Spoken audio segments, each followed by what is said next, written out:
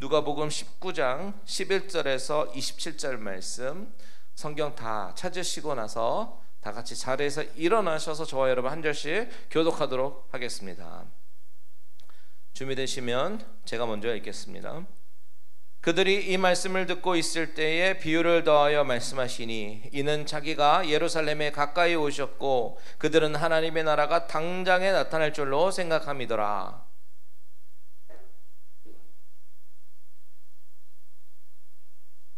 그 종 열을 불러 은화 10문화를 주며 이르되 내가 돌아올 때까지 장사하라 하니라.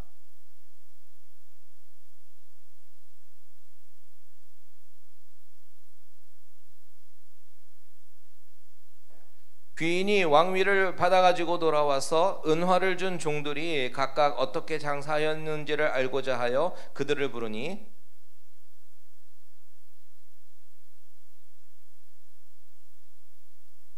주인이 이르되 잘하였다 착한 종이여 내가 지극히 작은 것에 충성하였으니 열 고을 권세를 차지하라 하고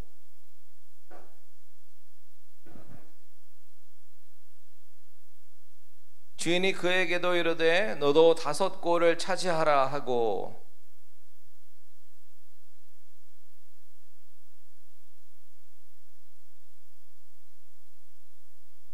이는 당신이 엄한 사람인 것을 내가 무서워함이라. 당신은 두지 않은 것을 취하고 심지 않은 것을 거두나이다.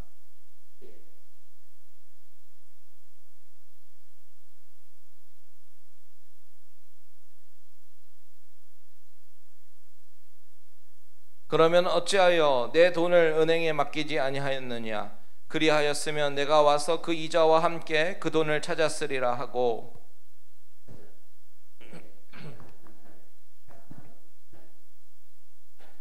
그들이 이르되 주여 그에게 이미 10문화가 있나이다.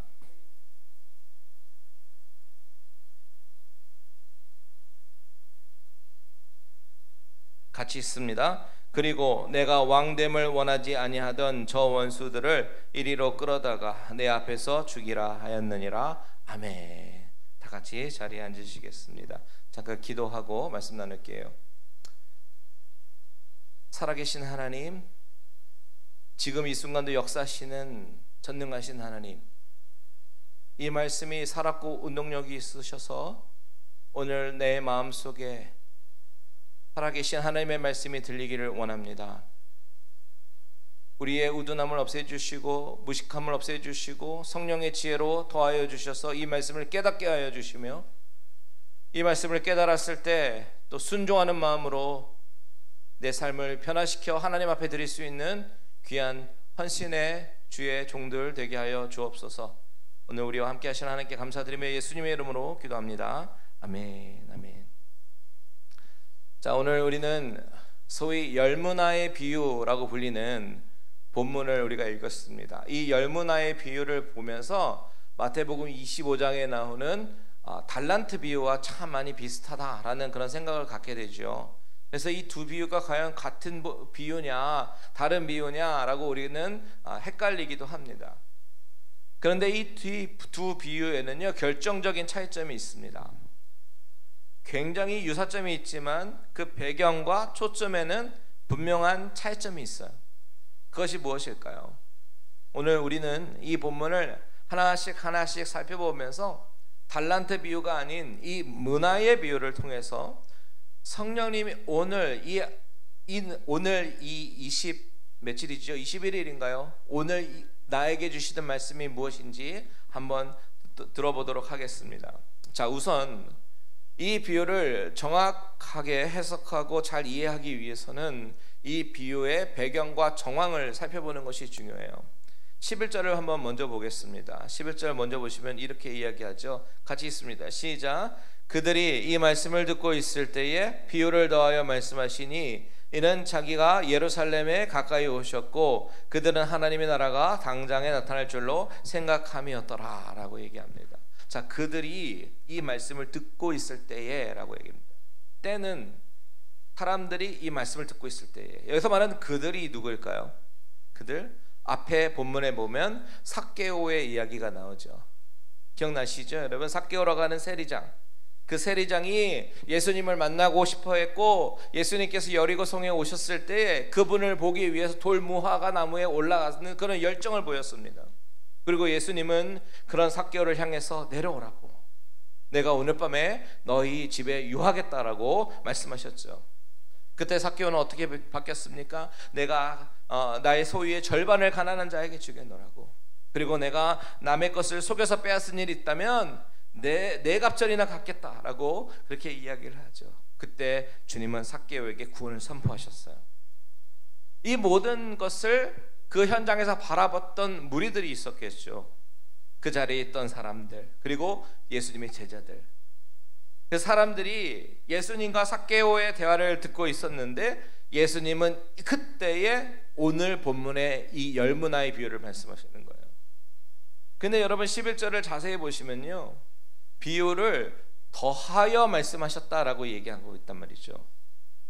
여기서 이 비유를 더하여 말씀하셨다라는 이야기는 뭐예요? 앞 본문에서 삭개오의 대화를 듣고 있던 그런 사람들과 제자들을 향해서 인자가 온 것은 잃어버린 자를 찾아서 구원하려 함이니라 라고 선포하셨는데, 그 말씀하신 것과 연관이 있는 주제로 추가로 비유로 말씀하시는 것이 바로 오늘 열무나의 비유다라는 겁니다. 자, 예수님은요, 인자가 오신 이유, 즉 당신이 이 땅에 오신 이유에 대해서 분명하게 말씀하셨는데, 그것이 뭐냐? 잃어버린 자를 찾아서 구원하시기 위해서 오셨다라고 분명하게 정확하게 이야기하셨어요. 그리고 나서 같은 주제로 추가로 말씀하시는 것이 열무나의 비유입니다. 그러니까 이 열무나의 비유는, 너 내가 열무나를 줬는데 왜 장사를 제대로 하지 못했어? 이렇게 하나님께서 맡기신 은사와 직무에 관한 충성과 그 순종의 메시지, 그런 관점으로 바라볼 것이 아니라, 물론 그런 메시지도 있겠지만 메인 메시지는요, 뭐라는 이야기예요? 구원이라는 거예요. 구원하러 오신 예수님, 메시아의 사역, 하나님의 나라를 이루시는 메시아 대신 하나님 아들의 구원 사역에 대한 메시지다라는 겁니다. 그러니까 초점은 인간의 충성이 아니에요, 하나님의 구원입니다.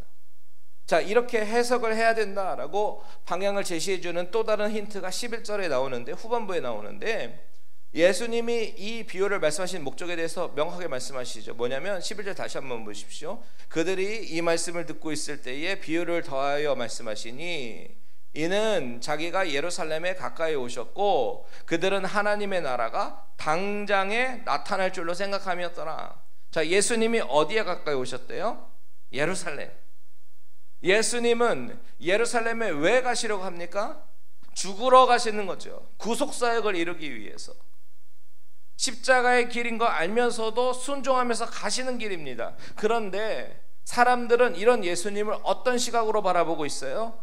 하나님의 나라가 당장에 일어날 줄로 생각하고 있는 거죠. 여기서 말하는 하나님의 나라라고 하는 것은 예수님께서 말씀하시고 예수님께서 생각하시는, 예수님이 꿈꾸시는 하나님의 나라가 아니라 그들이 생각하는 하나님의 나라예요. 백성들이 기대하는 정치적인 메시아를 기다리는, 그래서 로마의 정권을 압제하고 새롭게 세워질 왕국.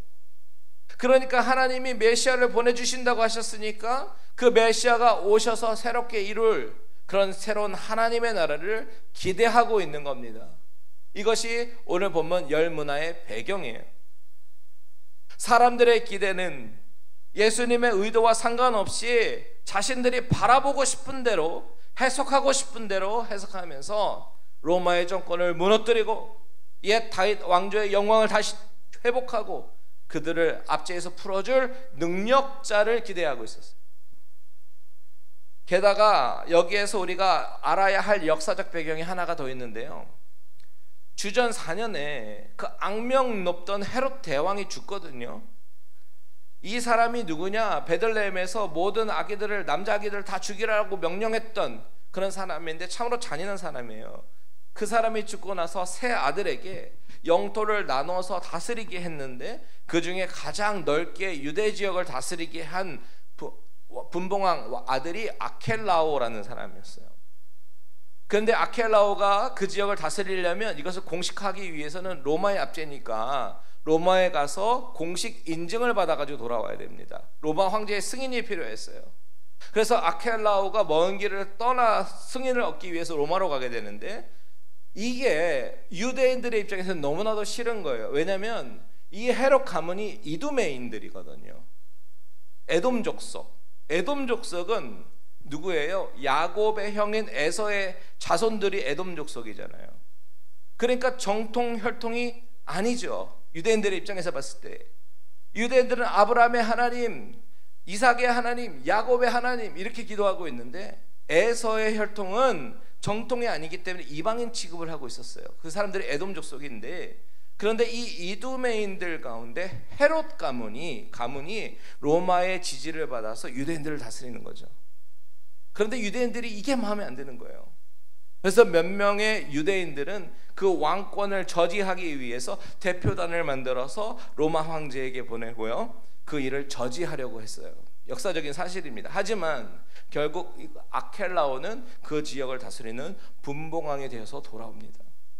자, 이런 스토리를 잘 알고 있는 당시 유대인들에게 예수님은 이 비유 속에서 이런 설정을 하시는 거예요. 12절 한번 보십시오. 이렇게 얘기합니다. 이르시되 어떤 귀인이 왕위를 받아 가지고 오려고 먼 나라로 갈 때에, 14절에 보니까 그런데 그 백성이 그를 미워하여 사자를 뒤로 보내어 이르되 우리는 이 사람이 우리의 왕됨을 원하지 아니하나이다 하였더라.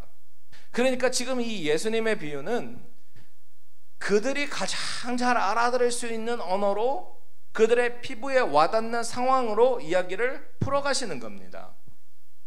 귀인이 왕위를 받아가지고 오는 그 기간을 주님은 당신이 부활하시고 승천하시고 그리고 나중에 다시 오실 재림주 심판주로 오실 때까지의 그 기간으로 이 비유적으로 말씀하시는 거죠. 그러니까 이 비유의 초점은 무엇이냐?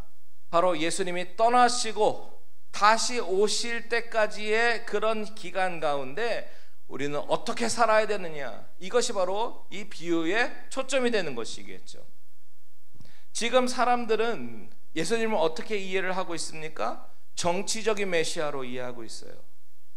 예수님이 삭개오의 집에서 분명히 인자가 온 것은 잃어버린 자를 구원하려 함이다 라고 말씀하셨는데요, 사람들은 그 말의 뜻이 무엇인지 이해를 못했습니다. 그런데 그것은 제자들도 마찬가지였어요. 엠마오로 가던 두 제자 기억나시죠? 우리는 이 사람이 이스라엘을 속량할 자라고 바랐노라, 이렇게 요한복음에서 이야기하는 것을 보면 예수님을 따랐던 제자들까지도요, 예수님을 정치적인 메시아로 오해하고 있었던 사람이 있었습니다. 그렇기 때문에 서로 누가 크냐, 내가 오른편에 앉겠다 막 서로 다투고, 예수님이 십자가에서 죽고 부활할 것이다 라고 여러 차례 말씀하셨지만 그것을 이해하지 못했던 그런 것이 바로 제자들이었죠. 바로 이런 상황들이 예수님께서 이 비유를 더해서 말씀하신 이유다라는 겁니다. 자, 12절 한번 보겠습니다. 비유의 내용으로 가보면 한 귀인이 나타나죠. 노블맨이라고 영어는 번역하고 있어요. 이 왕위를 받으려고 먼 나라로 갑니다. 아까 말씀드린 것처럼 아켈라오가 로마 정부로부터 지역 왕권을 인정받기 위해서 로마로 갔다가 오는 그런 그림이에요. 그래서 이 이야기가 배경을 모르는 우리들에게는 이게 왜 이런 얘기가 있지? 이상한 이야기일지는 모르겠지만 당시 사람들에게 있어서는 너무나도 상식적인 이야기였던 거죠. 자, 예수님은 이 귀인을 통해서 당신을 비유로 나타내시는데, 예수님도 곧 온 세상을 다스리시는 하나님 아버지로 가실 겁니다. 그곳에 가셔서 세상을 다스리실 왕권을 받아가지고 다시 오실 거예요. 그런데 이렇게 하기 위해서 꼭 필요했던 과정이 있었죠. 무엇입니까? 바로 예루살렘에서 당할 십자가의 죽음. 빌립보서 2장 9절에 보면 바울은 예수님이 십자가의 죽으심으로 하나님이 그를 지극히 높여 모든 이름 위에 뛰어난 이름을 주사 하늘에 있는 자들과 땅에 있는 자들과 땅 아래에 있는 자들로 모든 무릎을 예수의 이름에 꿇게 하시고 모든 입으로 예수 그리스도를 주라 시인하여 하나님 아버지께 영광을 돌리게 하셨느니라 라고 이야기를 하죠. 즉 십자가의 죽음과 부활을 통해서 하나님 아버지 인준을 받아서 온 세상의 왕으로 다시 오시는 겁니다. 그런데 이 비유의 내용처럼 예수님을 모든 사람들이 왕으로 받아들이는 것은 아니었어요. 예수님이 이 비유를 말씀하셨을 때 1차 청중들은 나중에 다 모두 한 목소리로 나중에 십자가 앞에서 그를 못 박으라고 소리를 지렀던 사람들입니다. 심지어 요한복음 19장 15절에 보면 이 사람들은 뭐라고 얘기하냐면 가이사 외에는 우리에게 왕이 없다, 이렇게까지 얘기하는 사람들이에요. 그런데 여러분, 우리가 이 시간 깊이 생각해 봐야 될 것이 무엇이냐? 바로 이 귀인이 자기 종들에게 열 문화를 나눠주고 장사하라, 이 부분을 우리는 깊이 생각해 봐야 되는 거죠. 12절과 13절 한번 같이 읽어보겠습니다. 12절과 13절 시작. 이르시되 어떤 귀인이 왕 위를 받아가지고 오려고 먼 나라로 갈 때에 그 종 열을 불러 은하 열 문화를 주며 이르되 내가 돌아올 때까지 장사하라 하니라. 종 열을 불러서 은화 열 문화를 나눠줍니다. 여기서 한 문화의 가치는요 100데나리온의 가치예요. 한 데나리온이 노동자 하루의 품삯이니까 한 문화는 100일치의 노동의 그 값을, 품삯을 받을 수 있을 만한 그런 돈입니다. 큰 돈이죠. 달란트 비유처럼 한 사람에게는 5달란트, 한 사람에게는 2달란트, 한 사람에게는 1달란트 이렇게 주신 것이 아니라 오늘 본문에 보니까 각각 한 문화씩 나눠줬어요. 모든 사람에게 동일하게. 그리고 장사하라, 축제를 주고 떠나셨죠. 이 이야기는, 이 귀인은 왕권을 받기 위해서 떠나야 되는 상황인데 그 오며 가며 오랜 시간이 걸릴 거 아니겠어요? 그 시간 동안에 자신이 그동안 했던 사업과 재산을 그냥 방치해 두고 싶지 않았기 때문에 이 일을 자기를 따르는 종들에게 다 나눠주면서 너네들이 장사하라, 내가 없지만 내가 해야 될 일들 너희들이 장사하라, 이렇게 얘기하는 것이죠. 자, 왕권이 발휘되는 시점은 아니지만 장차 도래할 왕국을 위한 일을 멈추지 말고 너희는 계속해서 이 사업을 계속해라, 나 대신에. 이게 바로 오늘 본문의 비유입니다. 그런데 이것이 뭐예요? 마태복음 28장에 나오는 대위임령 있죠. Great Commission. 너희는 가서 모든 족속으로 제자를 삼아 아버지, 아들과 성령의 이름으로 세례를 주고 내가 너에게 분부한 모든 것을 가르쳐 지키게 하라. 주님이 떠나시기 전에 마지막으로 제자들에게 부탁한 이 말씀이 오늘 비유의 내용이다라는 거죠. 그러니까 귀인이 나눠줬던 한 문화, 여러분 한 문화가 무엇이겠어요? 우리에게 주신 사명이에요. 너희는 가서 모든 족속으로 제자를 삼아라, 성령으로 세례를 베풀어라, 분부한 것을 가르쳐 지키게 하라. 그 사명이 오늘 귀인이 종들에게 나눠진 한 문화의 이야기다라는 겁니다. 여러분 이 비유를 잘 보시면 14절에요, 사람들이 이 귀인이 왕됨을 원하지 않았어요. 그런데 귀인은 자기 자신을 따르는 종들에게 문화를 나눠주었어요. 이것이 뭐냐? 제자들의 사명이죠. 예수님이 이 땅에 오셔서 잃어버린 자를 찾아서 구원하려고 하셨던 것처럼 이제는 예수님이 안 계실 때 제자들에게 부탁하십니다. 영혼을 부탁합니다. 잃어버린 자를 찾아서 모든 민족으로 제자를 삼고 아버지의 이름으로 세례를 베풀고 예수님의 말씀으로 따라 살게 하거라.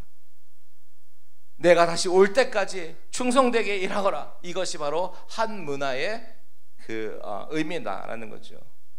그런데 이것이 오늘날 저와 여러분에게도 요구하시는 동일한 사명입니다. 내가 돌아올 때까지 장사, 내가 돌아올 때까지 이 한 문화를 가지고 장사해라. 여러분 많은 그리스도인들은요 자기 사명이 무엇인지 잘 알고 있습니다. 그리스도의 영광을 위해서 살아야 된다는 거 알고요, 잃어버린 영혼을 불쌍히 여기고 그들에게 다가가서 그리스도의 은혜와 사랑을 전해야 된다는 거 잘 알고 있습니다. 예수님처럼 살아야 된다는 거 알아요. 그리고 맡겨진 자에게 구할 것은 충성이다라는 것까지도 압니다. 그런데 문제는 생각지도 않았던 때에 주님께서 왕권을 가지고 다시 돌아오신다는 이야기죠. 그리고 돌아오셔서 결산하실 거다라는 이야기입니다. 그것에 대해서는 우리는 생각하지 못하고 살고 있어요. 까맣게 잊고 사는 것 같아요. 그런데 여러분, 주님은 반드시 오십니다. 믿으십니까? 그리고 반드시 결산하실 거예요.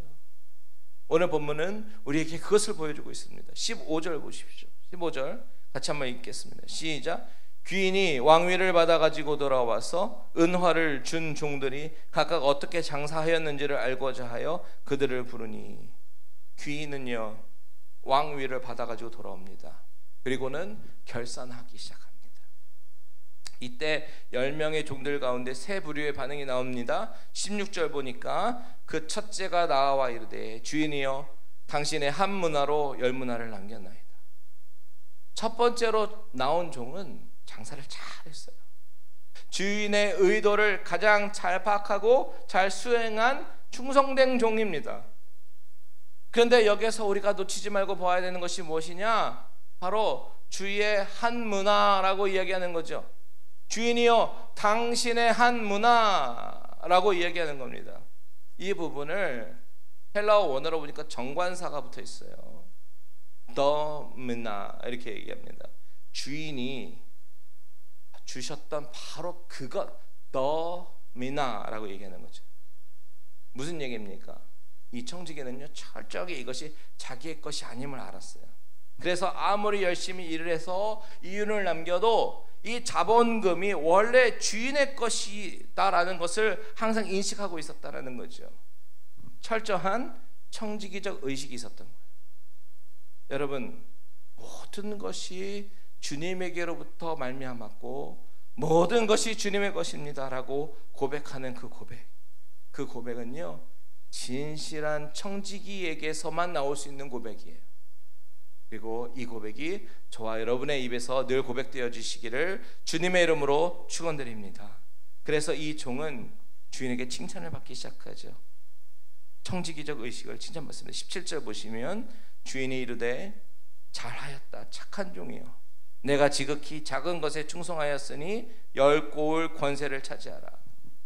자, 두 번째로 나온 종 역시 장사를 잘했습니다. 첫째 종에 비하면 적었어요. 하지만 500%라는 수익이나 남겼어요. 18절 보십시오. 그 둘째가 와서 이르되, 주인이여 당신의 한 문화로 5문화를 만들었나이다. 그랬더니 19절에 주인은 뭐라고 얘기해요? 너도 5고를 차지하라. 이렇게 첫 번째 종과 두 번째 종은 주님께서 맡겨주신 일에 충성을 다했고 자신의 본문 직무 정확하게 이해를 하고 있었습니다. 선한 청지기였던 거예요. 그리고 얼마나 충성을 했느냐에 따라서 이 귀인은 보상을 해주시죠. 여러분, 여기서 우리는 중요한 점을 발견합니다. 우리는 모두 다 한 문화씩 받은 청지기다라는 거죠. 주님은 우리를 통해서 하나님의 나라가 확장되기를 원하십니다. 그리고 예수님은 반드시 하나님 나라 왕권을 가지고 다시 오셔서 이 땅에 온전한 나라를 세우실 거예요. 그런데 그때 우리를 불러 모으셔서 얼마나 맡겨진 일에 충성을 다했는지 다 일일이 계산하실 겁니다. 그 결과에 따라서 우리가 받을 보상은 우리가 감히 상상할 수 없을 만큼 큰 보상이 주어지기도 합니다. 바울의 표현을 빌리자면 에베소서 1장 18절에 그 기업의 영광의 풍성함이라고 이야기하는데 어마어마한 풍성한 보상이 우리에게 주어질 거예요. 그런데 문제는 뭡니까? 우리에게 맡기신 그 한 문화를 가지고 충성할 때에 이 풍성한 보상이 주어진다는 거지요. 여러분, 우리는 지금 우리가 보내는 시간들, 하루 한 시간 가볍게 흘려보내면 안 돼요. 아무 의미 없는 시간으로 흘려보내지 마십시오. 주님은 우리가 충성을 다해서 순종하기를 기대하고 계시잖아요. 여러분은 주님으로부터 받은 한 문화가 여러분의 손에 다 있습니다. 저도 있고요. 우리는 내 삶 주위에 잃어버린 영혼을 향해서 복음을 파는 장사를 하는 장사꾼인들이죠. 이 복음 장사는요, 건강해도 할 수 있고 병들어도 할 수 있습니다. 배우자가 있어도 할 수 있고 배우자가 없어도 할 수 있습니다. 돈이 많아도 할 수 있고 돈이 없어도 할 수 있는 것이 바로 이 복음 장사죠.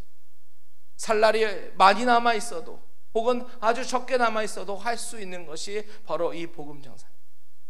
살든지 죽든지 내 몸에서 그리스도가 존귀하게 되게 하려는 이 장사는 언제나 어디서든 어떤 환경에서든지 충성할 수 있는 장사다라는 겁니다. 그리고 주인이 돌아와서 우리에게 주실 보상은요, 실로 엄청난 것을 예비하고 계십니다. 여러분, 저는요, 여러분이 이 사실을 기억하게 되시길 바랍니다. 지금 이 땅에서 내가 하고 있는 일이 크고 영원하고 정말 엄청난 보상을 가져오는 일이다라는 사실을 꼭 기억하길 바랍니다.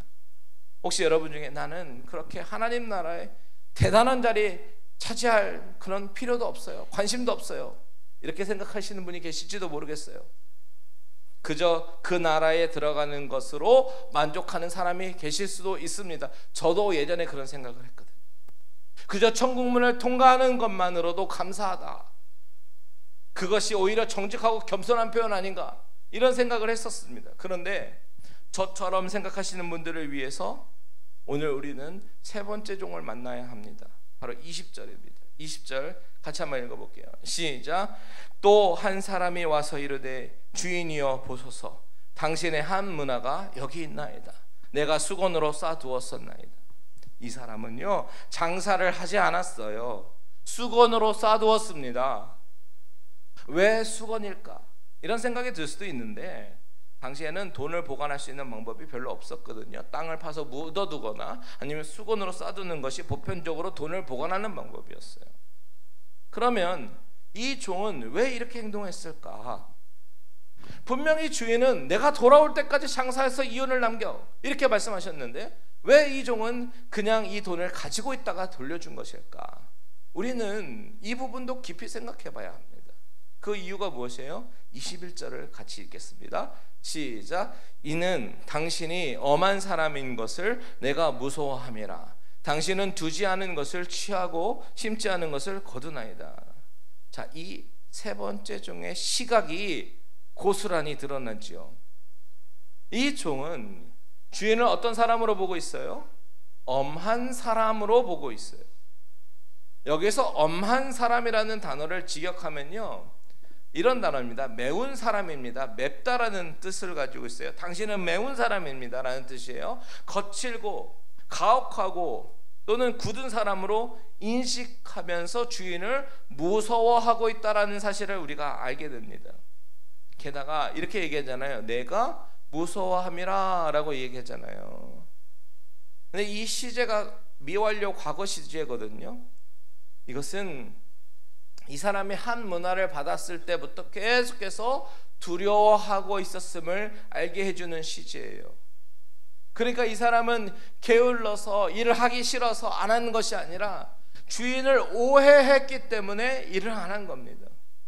실제로는 무섭고 엄한 사람이 아닌데 이 사람 스스로 무서운 사람이다 라고 여기면서 돈을 장사하다가 마이너스가 나면 어떡하지? 이런 두려움이 있었던 것이죠. 그런데 실제로 주인은 자기 재산이 얼마나 늘었냐, 이것에는 관심이 없었어요. 우리가 그것을 어떻게 알죠? 만약에 그랬더라면 5문화를 남긴 사람에게 왜 5문화를 밖에 못 남겼냐, 10문화를 남기지 않았느냐 라고 책망했을 건데 그렇지 않았거든요. 오히려 작은 것에 충성함으로 엄청난 보상으로 갚아주시는 그런 사람이었거든요. 자신이 가져온 왕권을 가지고 충성한 자에게 나눠주는 선하고 은혜로운 사람이었습니다. 그러니까 이 세 번째 사람의 오해가 이 사람에게 핑곗거리를 만들었고 주인은 그것을 책망하는 겁니다. 22절과 23절을 다 같이 읽겠습니다. 시작. 주인이 이르되 악한 종아, 내가 내 말로 너를 심판하노니 너는 내가 두지 않은 것을 취하고 심지 않은 것을 거두는 엄한 사람인 줄로 알았느냐? 그러면 어찌하여 내 돈을 은행에 맡기지 아니하였느냐? 그리하였으면 내가 와서 그 이자와 함께 그 돈을 찾았으리라 하고. 자, 주인의 말은 뭐예요? 그래, 만일 너 말대로 내가 어떻게 해서든지 재산을 불리려고 하는 악한 사람이었다고 치자. 정말 너가 나를 그렇게 봤다면 그 돈을 은행에 맡겨서라도 이자라도 찾게 해야 되는 거 아니야? 라고 주님 말씀하고 있는 거죠. 결국 종은 아무 할 말이 없었어요. 왜냐하면 그것이 핑계다라는 사실이 드러났기 때문이죠. 자, 여러분, 우리는 여기서 중요한 교훈을 하나 발견합니다. 우리는 다 하나님의 은혜로 구원받은 사람들이에요. 그리고 구원받은 사람들에게는 모두 다 한 문화의 사명을 받았습니다. 그런데 적당히 신앙생활을 해가지고 적당히 하나님의 나라에 들어가기만 하면 된다, 이런 말로 우리는 스스로 나를 속이고 있죠. 이것은 절대로 겸손한 표현이 아닙니다. 주님은요, 우리에게 적당한 삶을 요구하지 않아요. 충성된 삶을 요구하십니다. 하늘나라에서 상이 필요 없다고요? 그 말은요, 절대로 정직하고 순수한 말이 아니라 반대로 나태하고 게으른 말이고, 예수님은 악하고 엄한 주인이다라고 비난하는 말이 되는 말이기도 한다라는 거예요. 너무나도 무서운 말입니다. 그리고 그 말은 예수님을 내 삶의 참주인, 참된 왕으로 모시고 충성스럽게 살고 싶어 하지 않는 그런 말이기도 합니다. 입술로는 주인이다라고 얘기하지만 그분이 내 삶의 왕 되어짐을 원하지 않는 그런 사람의 말이 바로 세 번째 부류의 사람이다. 그런데 진짜 무서운 것은 그 세 번째 부류의 사람에게 주어지는 심판이 무서운 거죠. 마지막 종에 대한 심판이 있습니다. 24절에서 26절 보십시오. 24절에서 26절 같이 있습니다. 시작.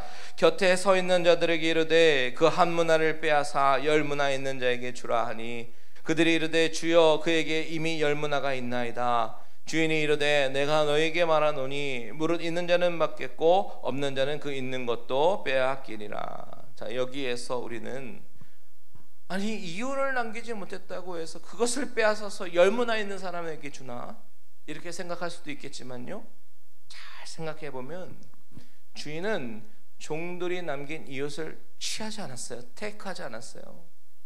열 문화를 남긴 종에게서 수익금을 받지 않았습니다.